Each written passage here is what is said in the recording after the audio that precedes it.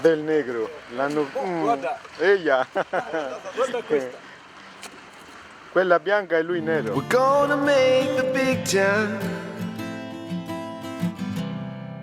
We're gonna be on top. We're gonna make a million. Quando si parla di profughi o di clandestini, oltre al lato encomiabile e pulito della faccenda, occorre guardare anche quello deprecabile e sporco. In concreto non si tratta di disperati che fuggono la miseria o le persecuzioni, ma di autentiche deportazioni accuratamente pianificate dai governi. Loro, i politici, hanno il diritto di dislocarli e noi, i cittadini, abbiamo il dovere di accoglierli.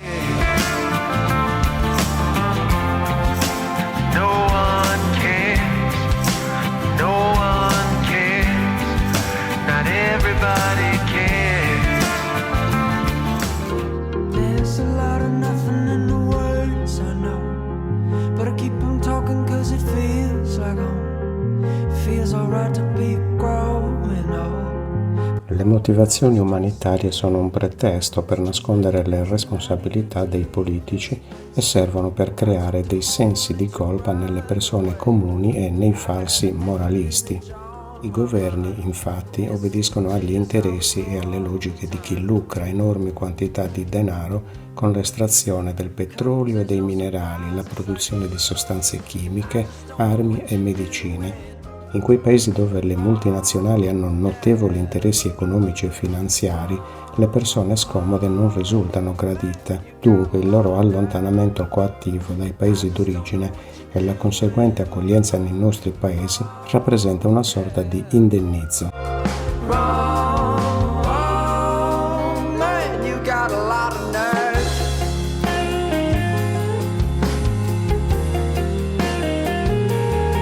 Vi ricordate la favoletta degli ominidi preistorici, quando ci viene detto che spostandosi dall'Africa verso l'Europa, nel corso di migliaia di anni, da neri diventarono bianchi? Il trucco lo usano ancora oggi per raccontarci di quelli che partono come semplici disperati dai paesi del terzo mondo e come d'incanto diventano risorse nei paesi di arrivo. Al loro arrivo queste presunte risorse acquisiscono una sorta di immunità, di privilegio che li pone quasi più in alto degli stessi cittadini che avrebbero l'onere di accoglierli.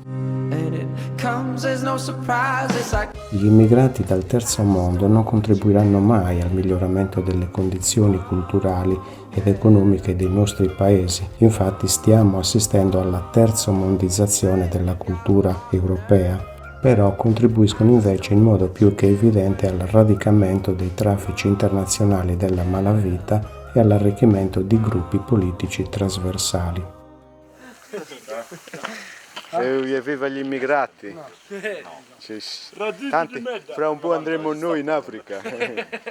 Troviamo banane e datteri, anche fico d'India e la banana. Mettiamo dove ci pare, l'importante è che si possa usare.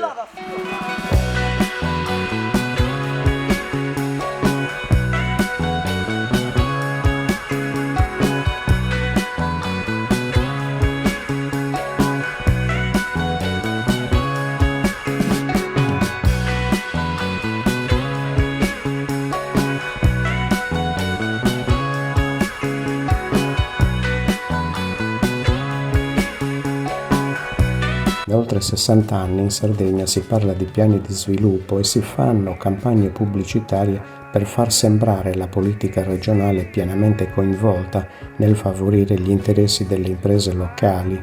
Ma questo è falso.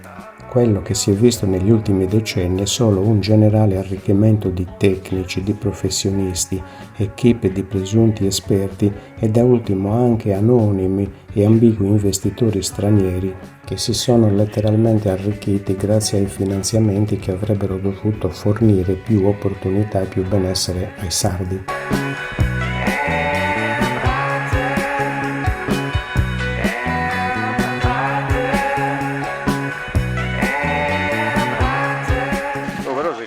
cosa? Ciao amico. Ciao, Noi partiamo. partite. Oh, che belle tette. Se vuoi c'è il DVD porno 5 euro.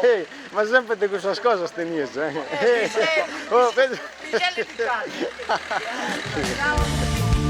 It only takes a little,